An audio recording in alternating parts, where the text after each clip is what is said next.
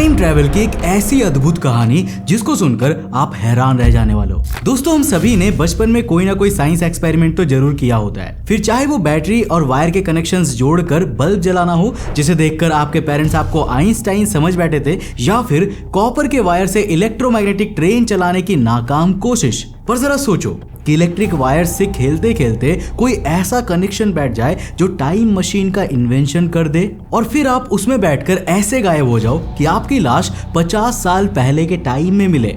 यहाँ मैं किसी बॉलीवुड मूवी की स्क्रिप्ट नहीं सुना रहा हूँ, बल्कि ये एक रियल स्टोरी है माइक मार्कम की, जो अमेरिका के मिजोरी में रहता था। दोस्तों, हमारी कहानी शुरू होती है साल 1995 से, जब 21 साल का माइक इलेक्ट्रिकल इंजीनियरिंग की पढ़ाई करने के बाद जॉब की तलाश कर रहा था। अब भाई, क्योंकि माइक ने इलेक्ट्रिकल इंजीनियरिंग की हुई थी, तो जाहिर तौर पर उसे इलेक्ट्रिकल इक्विपमेंट्स और इनसे एक्सपेरिमेंट करने का बहुत ज्यादा शौक था, जिस कारण से उसके घर पर हर जगह कोई ना कोई इलेक्ट्रिकल इक्विपमेंट पड़ा ही रहता था।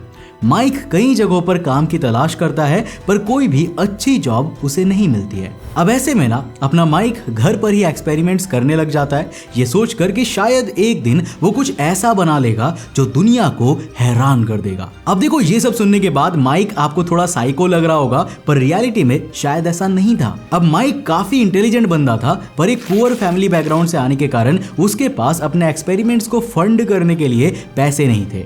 इनफैक्ट अपनी इलेक्ट्रिकल इंजीनियरिंग की पढ़ाई भी उसने काफी मुश्किल से की थी। खैर, साल 1995 में माइक अपने घर में जेकॉब्स लैडर नाम के एक डिवाइस पर वर्क कर रहा था। दरअसल दोस्तों, बाइबल की बुक ऑफ जेनेसिस में जेकॉब नाम का एक कैरेक्टर होता है जो सपने में एक ऐसी सीढ़ी देखता है जो स्वर्ग तक जाती थी। अब इसे ही जेकॉब्स लैडर कहा गया है। अब ये एक ऐसा डिवाइस होता है ना, जिसे चलते हुए आपने छू लिया तो आपको भी स्वर्ग की सीढ़ी दिख जाने वाली है। जोक सपाट, ये डिवाइस हाई वोल्टेज और हाई फ्रीक्वेंसी पावर सप्लाई का इस्तेमाल करके एक ट्रैवलिंग आर्क को क्रिएट करता है। कठिन लग रहा है ना?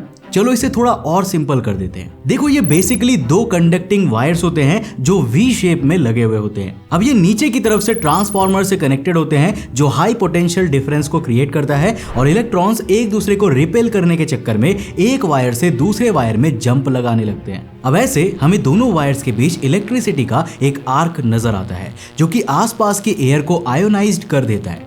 इतने हाई वोल्टेज के कारण यहाँ काफी ज्यादा हीट भी प्रोड्यूस होती है जो आयोनाइज्ड एयर को ऊपर की ओर ले जाती है, और हमें ऐसा लगता है जैसे ये हाई वोल्टेज आर्क स्वर्ग की सीढ़ी चढ़ रहा है, और तभी तो इसे जेकब्स लैडर नाम दिया गया है। अब यहाँ पर इंटरेस्टिंग चीज ये है कि हमारा आर्क वायर्स में उस जगह से बना हुआ शुरू होता है जहाँ रेजिस्टेंस सबसे कम होता है, और वहां तक ट्रैवल करता हुआ जाता है जहाँ रेजिस्टेंस हाईएस्ट होता है। अब माइक का ध्यान उस आयोनाइज्ड एयर पर जाता है जो हीट होने के कारण ऊपर की ओर उठ रही थी। वो मॉडिफाइड कॉम्पैक्ट डिस्क लेजर लेता है और उसको जेकब्स लैडर के सर्किट के टर्मिनल की ओर पॉइंट करता है, जिससे वो एयर रेजिस्टेंस को कम कर पाए और उसे एक कंटिन्यूअस आर्क मिले। अब इस प्रोसेस के दौरान ना उसे एक हीट मार्क दिखता है जो सर्कुलर शेप का था, और उसे देखकर वो क्यूरियोसिटी में कुछ ज्यादा ही खो जाता है। अब माइक उस सर्कुलर हीट मार्क वाली जगह पर एक शीट मेटल स्क्रू रखता है और पूरे एक्सपेरिमेंट को फिर से रिपीट करता है।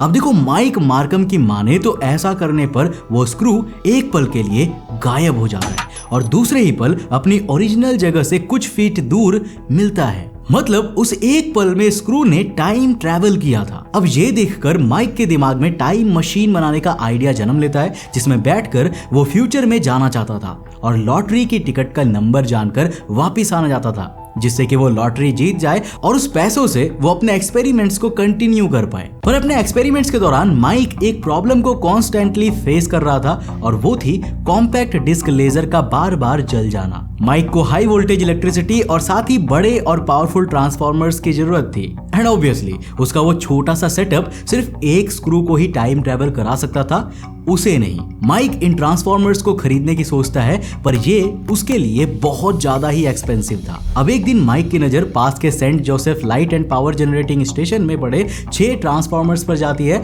और वो अपने एक्सपेरिमेंट्स के लिए इन्हें ही इस्तेमाल करने का फैसला ले लेता है। अब माइक इन ट्रांसफार्मर्स को चुरा लेता है, साथ ही साथ अंडरग्राउंड वायरिंग करके पावर स्टेशन से फ्री इलेक्ट्रिसिटी का भी जुगाड़ जुगाड़ कर लेता है। पर माइक मैरकम का ये खुराफाती आइडिया फ्लॉप साबित होता है और वहां एक बड़ा धमाका हो जाता है। इतना ही नहीं, इस कारण से एक बड़े एरिया में ब्लैकआउट भी हो जाता है। अब इसके कुछ समय बाद ही 29 जनवरी 1995 के दिन माइक को अरेस्ट कर लिया जाता है। माइक कोर्ट में जज के सामने ट्रांसफॉर्मर्स की चोरी वाली बात एक्सेप्ट कर लेता है और अगले कुछ महीने जेल की सलाखों के पीछे ही बिताता है। अब इतना बड़ा कारनामा करने के बाद माइक मैरकम अपने एरिया में उतना ही फेमस हो चुका था जितना बिग बॉस जीतने वाला इंसान भारत के वेले लोगों के बीच हो जाता है। खैर, जब माइक जेल से रिहा होता है तब कोस्ट टू कोस्ट रेडियो के होस्ट आर्ट बेल उन्हें अपने शो पर इनवाइट करते हैं। अब देखो, यहाँ पर मैं आपको जितने भी कहानी सुना रहा हूँ ना, ये मैंने पर्सनली माइक के घर में घुसकर नहीं देखा है। माइक ने दरअसल आर्ट बेल के शो में ये सब बताया था। वो इस बात को भी कबूलता है कि वो टाइम मशीन बनाने की कोशिश कर रहा था। हालांकि जेल की हवा खाने के बाद भी माइक के सर से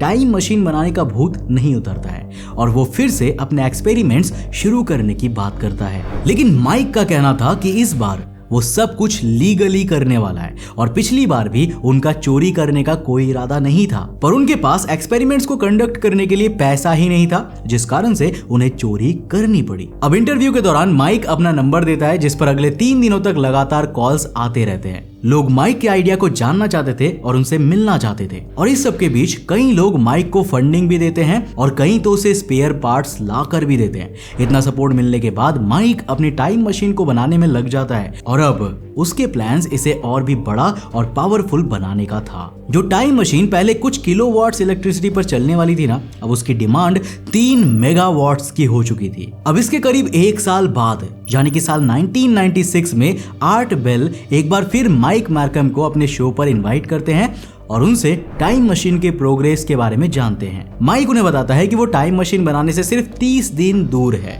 मतलब अगले करीब 1 महीने में उनकी टाइम मशीन रेडी हो जाने वाली है और ये इतनी बड़ी होगी जिसमें एक पूरा का पूरा इंसान भी ट्रैवल कर सकता है। एंड ऑब्वियसली वो इंसान खुद माइक होने वाला था। अब देखो, माइक की माने ना तो उन्होंने टाइम मशीन बनाने के लिए काफी एक्सपेरिमेंट्स कंडक्ट किए थे, जिनमें से कुछ एक्सपेरिमेंट्स में हैमस्टर्स और गिनी पिग्स भी शामिल थे।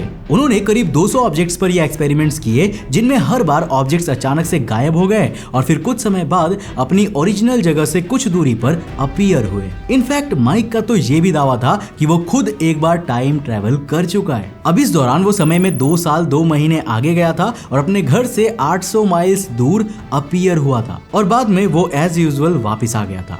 अब शो के लास्ट में माइक ऑडियंस को अपने घर का एड्रेस भी बताता है। अब इसके पीछे उसकी इंटेंशंस ये थी ना कि जब वो टाइम ट्रेवल करके वापस आए और लॉटरी जीतकर ढेर सारा पैसा कमा ले तो लोग उनके आलीशान घर और अमीरी को देख सके और उन्हें विश्वास हो जाए कि माइक मैरकम ने सच में टाइम ट्रेवल किया था। माइक ये भी कहते हैं कि वो अपने साथ अपना फोन भी लेने वाला है। इस शो के कुछ दिनों बाद ही साल 1997 में माइक मैरकम अनाउंस करते हैं कि वो टाइम ट्रेवल करने जा रहे हैं और फिर एक दिन वो अचानक से गायब हो जाते हैं। अब करीब 27 साल बीत जाने के बाद भी आज तक माइक मैरकम का कोई भी सुराग नहीं मिला है और ये केस एक बहुत बड़ी मिस्ट्री बनकर रह गई है। लेकिन असल मिस्ट्री तो अभी बाकी है मेरे दोस्त।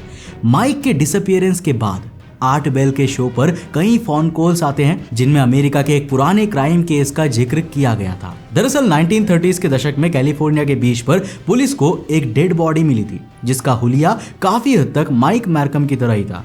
ये डेड बॉडी एक अजीब सी मेटालिक ट्यूब के अंदर मिली थी और बॉडी के पास एक स्ट्रेंज डिवाइस भी मिला था जिसका डिस्क्रिप्शन आज के सेल फोन से मिलता जुलता है। तो यहाँ पर क्या माइक मैरकम ने सच में टाइम ट्रैवल किया था? लेकिन अगर वो फ्यूचर में जाना चाहता था तो उसकी बॉडी पास्ट में कैसे मिली? अब हो सकता है कि वो टाइम लूप में फंसकर फ्यूचर की जगह पास्ट में चला गया हो और अगर ऐसा है तो मेरे दोस्त साइंस के बहुत से ऐसे कॉन्सेप्ट्स हैं जो हमारी सोच से परे हैं और माइक मैरकम के हाथ में एक ऐसा ही कॉन्सेप्ट लग गया था जिसने उन्हें टाइम मशीन की खोज तक पहुंचा दिया। लेकिन अफसोस वो जिंदा नहीं बच पाए। हालांकि आप इसके बारे में क्या सोचते हो? क्या ये मिस्ट्री वाकई में एक सच्चाई है? क्या ये कहानी एक रियलिटी हो सकती है? क्या माइक मैरकम ने वाकई में एक टाइम ट्रैवलिंग मशीन बना लिया था या फिर ये सब एक झूठ है? आपको क्या लगता है? क्या हमें इसे और स्टडी करके इसके पीछे की असल सच्चाई का पता लगाना चाहिए? और क्या आप ऐसे ही और टाइम ट्रैवलिंग स्टोरीज को सुनना चाहते हो? नीचे कमेंट सेक्शन में लिखकर जरूर बताना। और अगर आपके कमेंट्स ज्यादा हुए और इस वीडियो में ढेर सारे लाइक्स आए तो मैं डेफिनेटली इस सीरीज को आगे कंटिन्यू करने वाला हूँ, जिसमें हम ये एक्सपोज भी करेंगे कि टाइम ट्रैवलिंग स्टोरीज वाकई में सच भी होते हैं या फिर उसके पीछे कोई और ही लफड़ा था। हम पूरी इन डेप्थ वीडियो लेकर आएंगे अगर इस वीडियो को अच्छा खासा प्यार मिला तो। दोस्तों अगर आप भी इस सीरीज को आगे कंटिन्यू देखना चाहते हो तो इस चैनल को सब्सक्राइब कर लेना और साथ ही साथ नोटिफिकेशन बेल ऑन कर देना। मैं मिलता हूं आपको नेक्स्ट एपिसोड के साथ, तब तक के लिए बाय, जय हिंद।